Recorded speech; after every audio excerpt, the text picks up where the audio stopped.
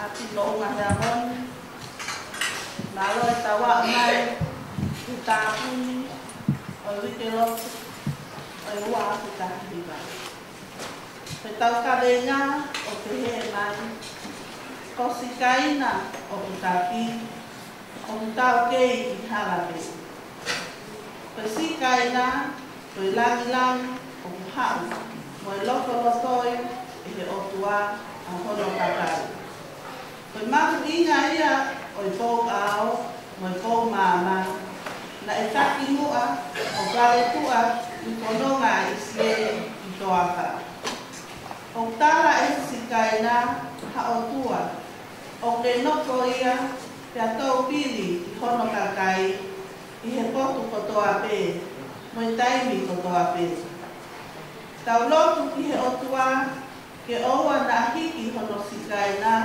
me ia te ki tau tolu kai whai aku e tataki moi malu i ki tau tolu i he wā e kononga o e ua ake te kahira. Te soni no mita mahe ono vesu wa te ua ki tu.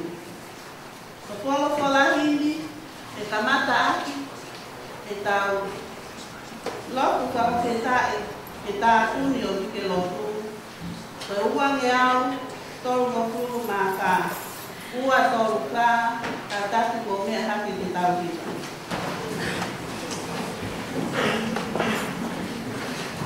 Hiva ke lahi o sino vai. Hiva pe whakawhetai i re kopa.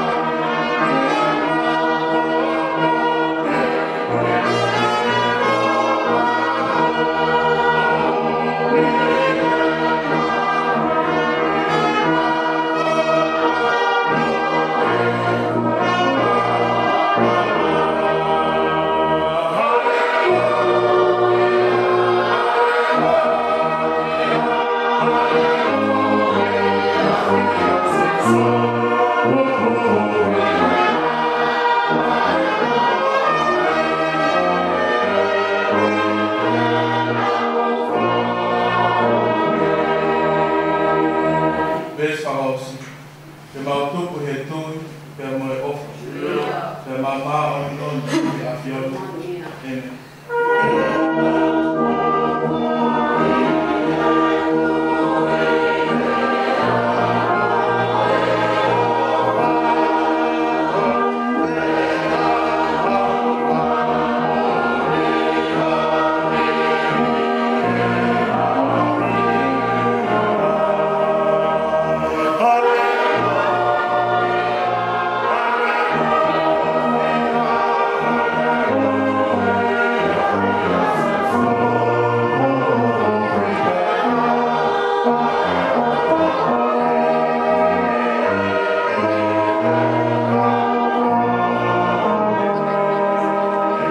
Amen.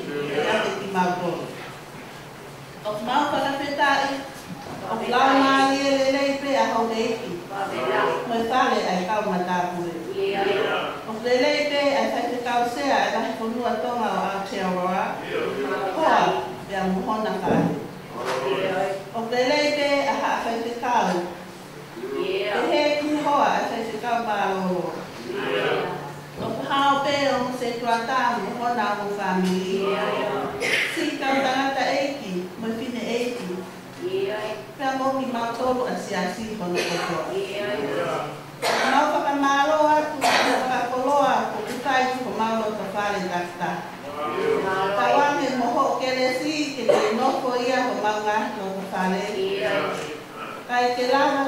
whakalingolingo ai e merino mo te opo kani.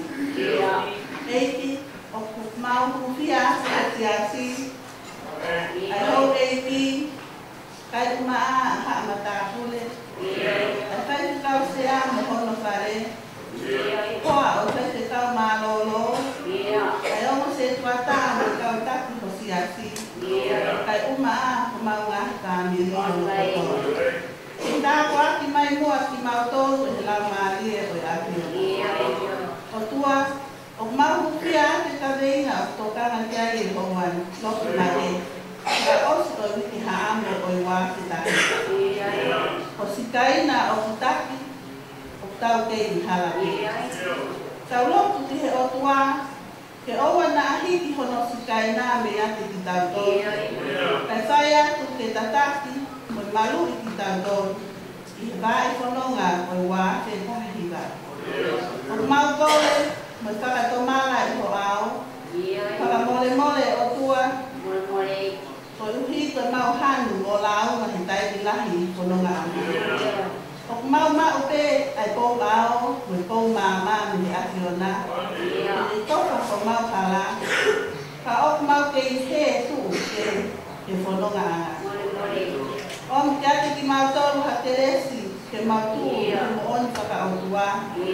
Ka te mau tolu mua apasia ki aki o nā, ka mau toki mawai i ilo. Ka o ki mau tolu te mau lava o ki tai ka te koe, ka te mau tupu le kina ai e mau turi. Ka lava te mau to e kau konua ai ki aki o nā. Ke tupu mai ho si kaina, me langi ai aki o nā. O hau me loto i ho kakai. O te nofo ia mo tau pili ate ki mātou i he poko toa pe me tairu toa pe.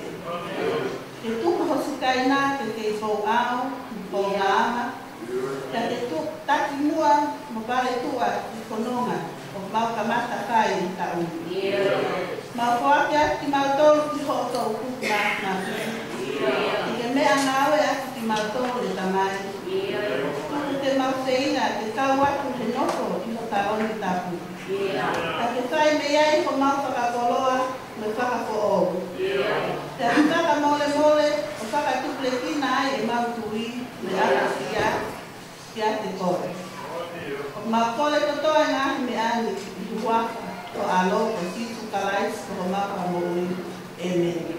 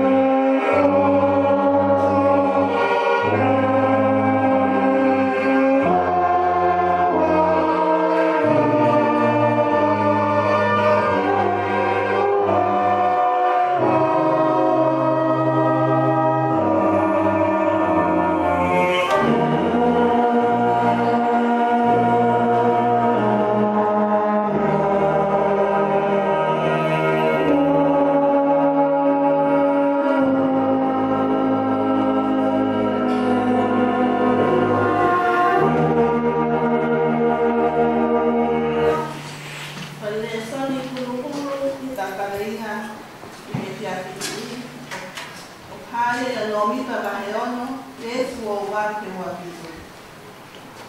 Ia wholofola e ki kia mo sese o pehe. Lea kia e loni mo e ni tānau o pehe.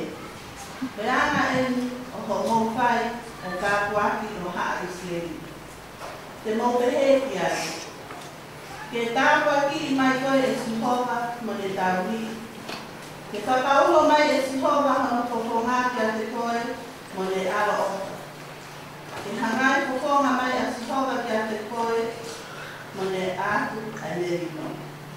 Koe uhi ke nau ai hoki moa i haa i sieri. Kau tā kuaki ki ngau tolu e au. Amen. Takataku ki tamai alo no lau maari maonio. O me apio o tau lotonga. Takataku ki te tāle taku o tau kakatea ngai ai mo o tau o tua. Takataku ki hau eiki. Takataku ka hakai na ki tau i kui mo hama tātui. Takataku ki haa sa te tau. Takataku ki hoa a sa te tau māroro. Takataku ki hau se tuata se tau marao. Takataku ki whaaku kare a tangata. Kea mai whaaku kare a kawiri. Kai aku sia ki tau whanau ke whiakini. Kai ata ki a te ao te whakamonu e kukoloa no hoku ki tāmiri ke e whiakini. O mau tā e mārie ke kau ki kau ngā ue ki tono haano o e tā ko oru wāte kahiwa. O tau ka venga o pehe mai o si taina o taki o tau kei i harake. O si taina e langi o hau me lotolotoi e he otua na hono kakari. O mahu inga ia o e kou ao mo e kou mama na e taki mua mo tale tua i whanonga i sleni i toa wha. O tala e he si taina hao tua o kune noko ia pia tau pili i hono kakai i he poku kotoa pe mo i taini kotoa pe. Tau loku ni o tua pe owa na hiki hono si kaina ia te ki tatolu. Kai sai ke tataki mo i malu i ki tatolu i vāi whanonga o i wāte tahi rā. Ko whakamāma ki tau kareina lotu. Tau kau e whakamāro ia ai tamai, mai aro, mai lau maari. Te kau koki mo mānani kuri. Tau whanonga mai te whakawhetai ko tau kuna, a ngāhi whina ana lotu haano whakaos, ka kohono o mokuru ia e tau whakatoloa. Ko e tau kareina lotu ni, o me whakamamasa i mai, a ngāhi te whitoi whakakau. Tau lotu ki si kaina o e otua, ke ne tataki whakamama, ai tau whanonga he hara whanonga, ai tau wāwhi tahiwa. O si kaina o taki o tau kei hara te. Kimi, ni mangau tau o tūmati tū pēsa. Nei hoko koe kou au, o whakamaru ai whanonga toaka i sleni, ki whanua o tala o whani. O si kaina, me langi o pau. Me lotolotoi e o tua a hono kakari. Koe mahu inga ia o kou au, mo e kou mama, na e taki mua, mo pare tua ki whanonga i steli i toa. O tara e si kaina a o tua, o me nofo ia, pia tau piri hono kakai, i poku kotoa pe, mo i taini kotoa pe. Tau lotua, ai mama mo o lia, e tau. Ke ne tataki ko tau whanonga ana, ke tau ko oni. Pau pe, e iai hangahi au, pe kau ko ua. Ka o ka pau ko e ki o e tau, ke ne tataki ko tau waka, ke tau. Pea ko pau a pito, ke ne tau ko rua, ke ua se ua noa. Ka hulu me he korokola, no mi papaheo no eskoa te wakitu. Koe tā waki taka e loni, koe tā waki tahira. Pea whora e ki kia Mosesi o te he. Lea kia e loni mo e whanau o te he. Koe anga e li o mo whai e tā waki o ha i seri. Te mo pehe kia. Koe tā waki mai koe e sihova o le tau hi. Ke whakaulo mai e sihova hono kukonga kia te koe mo le alo oki. Ke hangai kukonga mai a sihova kia te koe mo le aku a meri no. Koe uhi ke nau ai hoki noa i ha Israel. Kau tā waki ki nau tōru e au. Numbers chapter 6 verses 22 to 27. And the Lord spoke to Moses, saying, Speak to Aaron and his sons, saying, This is the way you shall bless the children of Israel. Say to them, The Lord bless you and keep you. The Lord make his face shine upon you and be gracious to you. The Lord lift up his countenance upon you and give you peace. So they shall put my name on the children of Israel, and I will bless them. Koe tā whaki lo tōru, te koe the triplicate blessing o whakatoka ngai he reesi wa wha wa nima moi wano. A hono ngawe aki a he waka o sikowa o tu o tōru. Waki, he tā whaki mai koe e sikowa. Ua, he whakaulo mai e sikowa. Pa tōru, he hangai sikowa mai a sikowa. O ne whakamanatu mai, ne he parokita ko Aisea Waheono, ai tāpuha, a sihova sāpau. Koe ngāwe aki o leani o tu o tōru, o ne whakamamatai, ai mooni no mahu inga o lea, te wholokola mai e te otua. O pehe e kohe reti wahi whā, koma o reis kahawa. Pea koe ako tu o tōru, e i kai motu wā. Pea mahau, ne i kai te mahu inga eni ki he tau Israeli, e toka te line o lo tōru pe Trinity, o hange ko e tau mahi no i.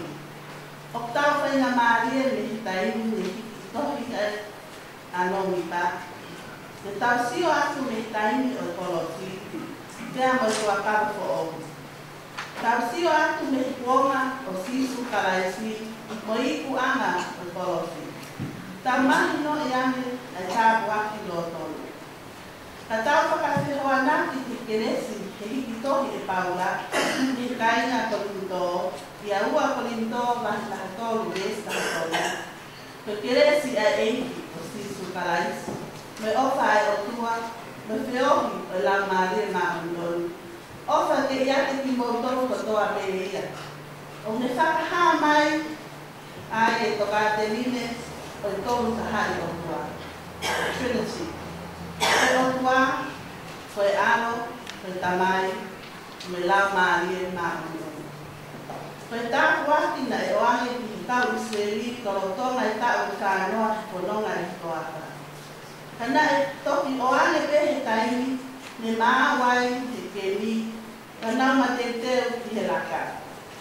Na ne oange ai tāku aki, ke mana, mo ne tau hiki, mo ne alo oka, mo ne aku ai merino ki ka kai Israeli.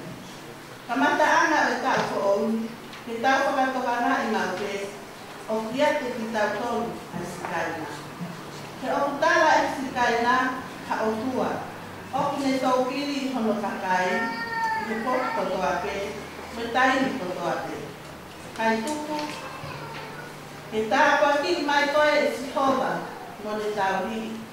Ke whakauno mai e sihova hono kotoha kia te koe, mo ne alo o. Ke hangai kukonga mai a sihova kia te koe, mo ne aku ai merino. Ke kuohina ngaro lele a sihova ke ai hono kuaka, ki haa Israeli mo ki tau tonu. Ka ne tāpua ki tau tonu. O tau whakapitai, ko whakatu he utua hono tāpa ni kare, mo tau lotolotonga. Lolotonga pe e tau nofu he whakapo ui, ko omi he utua e mama. sione la uaki besta ka. Kana hoko ai fola petakana.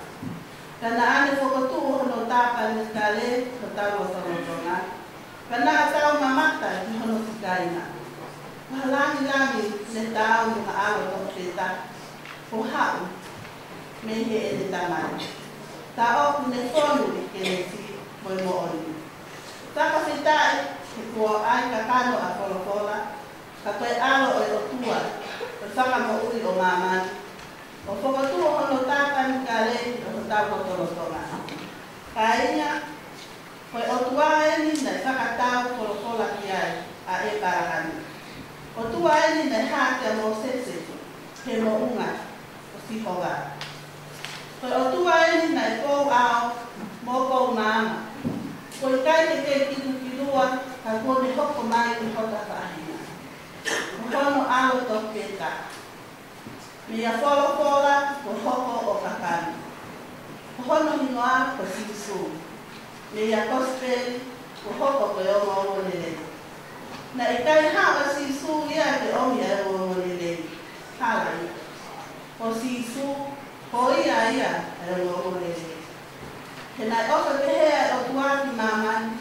O ia na nuwaki hono ala o ke tahaki i whakatutu. So hui ko ia ko toa te o tui ki kai.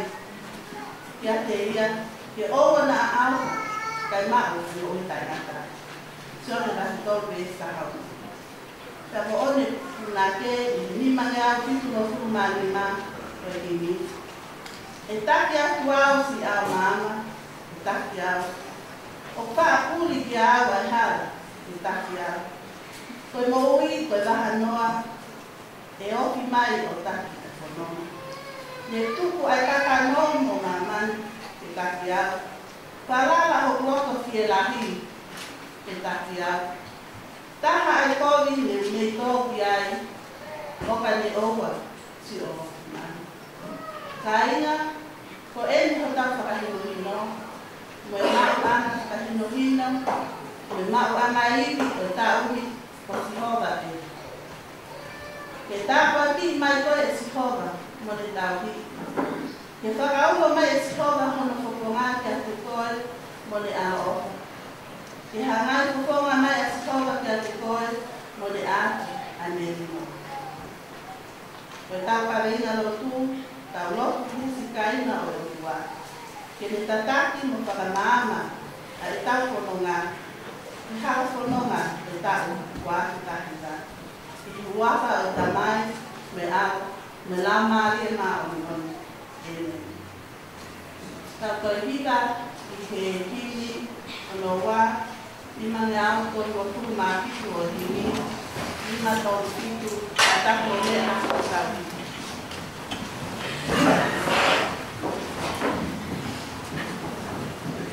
Kaya kipi taki aku o i te lima mo da e ina. Ko mou aho o hau ai aho ko mou te ane. Te kua oki ai konua ko e hotau o kotua.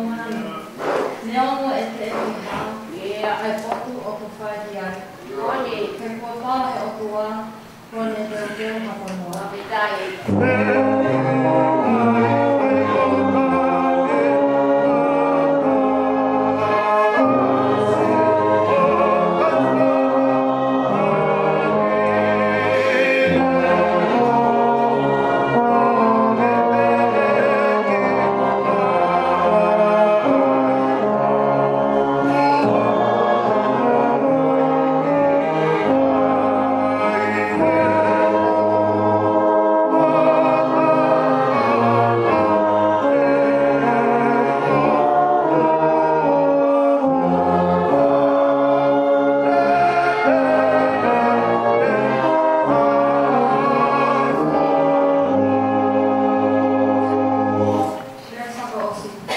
Oi se oke ai whea we aki. Pai ke urunga mo hahake. Ka koe se kaina o kutaki. O kutau kei I hawa te. Tau hanga atu pe ki mua. O pe hotau whanua.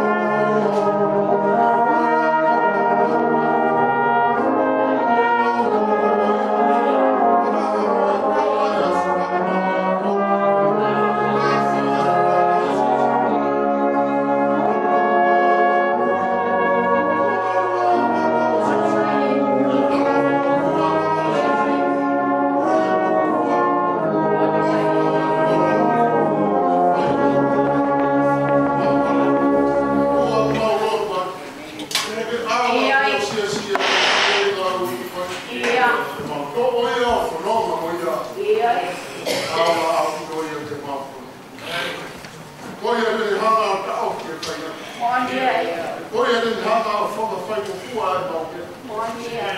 Oi ele hanga o e le roto o loma i o e toka i te nau. Kai ni o to. Gloria ai. Foto ko mai ki na kai da kuapa da dona. E mo ui da ese. Tu o mau no tu i. Tu o mau fnoa. Mo si kai mau e.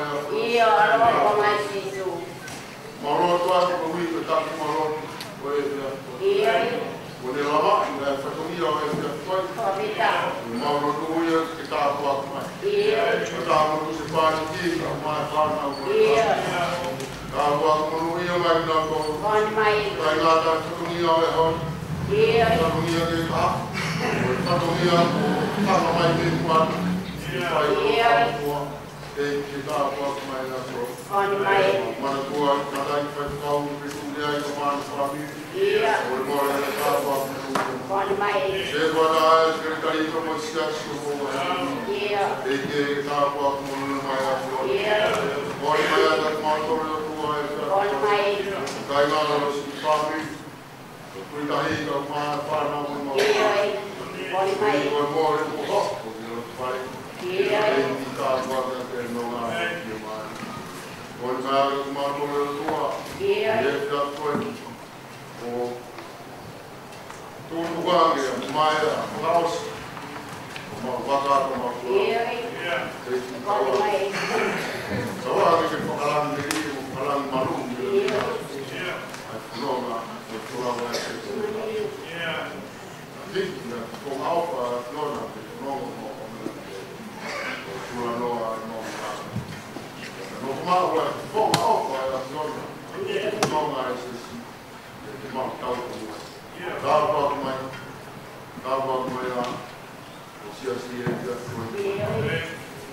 Wa ka ko mau ko e ja ko. Ka mu ai te o ska ina e mau si. No fa na. Pai mai ni la ina. Ma ta ko. Ko na ja ko a ko si su mo.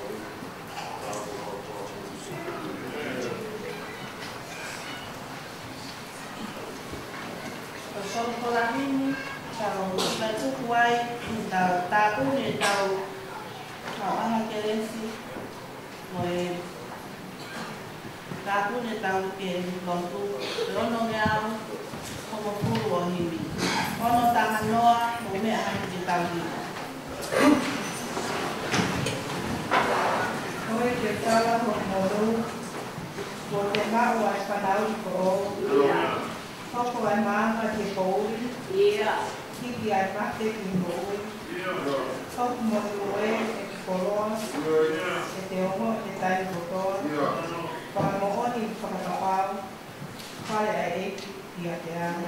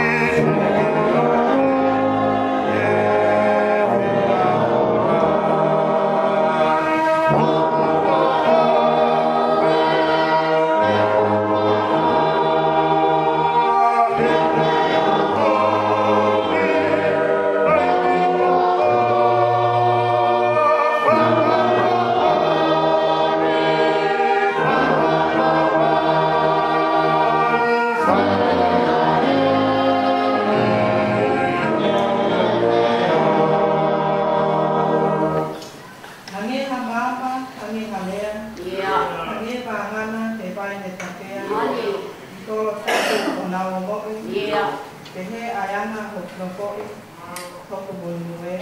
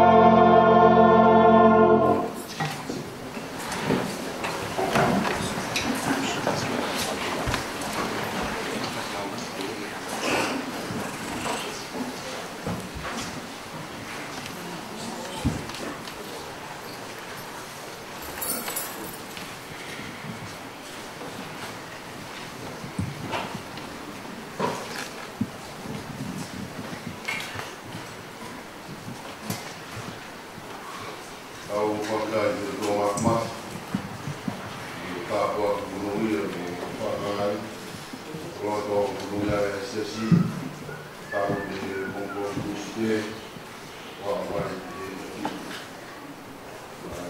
tau mo tau de boa di kono tau no ia di koen wa wa ka sesi tau de o buke te mari koni ke buka na tau na wea ki ka kumaro to e pi tu mua ke ka fonga tu ke ka dai ka sia mai rupu ke se bata ke dari apa elang tu tau e kui ka ma sia su mo e mo ko maro no to fonga ia mo di te motor ro ro le ke me mai fa da ka mo ta uni wike to ta mo mo na uni ta o mau lawe luia mo lawe mo ta po ki